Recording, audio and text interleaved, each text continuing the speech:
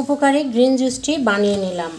আমরা জানি যে গ্রিন জুস কত উপকার, আর আমি যেহেতু ওয়াটার ফাস্টিংয়ে আছি, এর মধ্যে কিন্তু আছে পালং শাক, পুদিনা পাতা, ধনিয়া পাতা, আমলকি, তুলসী পাতা, বাসক পাতা, এগুলো দিয়ে থানকুনি পাতাটা অ্যাড করলে আরও ভালো হয়। এগুলো দিয়ে এই গ্রিন জুসটি তৈরি করতে হবে। এই গ্রিন জুসটিকে আমি সেঁকে নেব, কারণ কি এটা এই অবস্থাতে না খাওয়া যায় না। তো এরকম একটা চালনির সাহায্যে এটাকে ছেঁকে নেব, তারপরে এর মধ্যে কিছু কিছু জিনিস মিশিয়ে দিব। আমার গ্রিন জুসটি কিন্তু ছাঁকা হয়ে গেছে। এবার এর মধ্যে আমি একটু জিরার গুঁড়া দিয়ে নিব। আর এখানে রেখেছি আমি পিঙ্ক সল্ট, আমি একটু পিঙ্ক সল্ট দিয়ে নিব।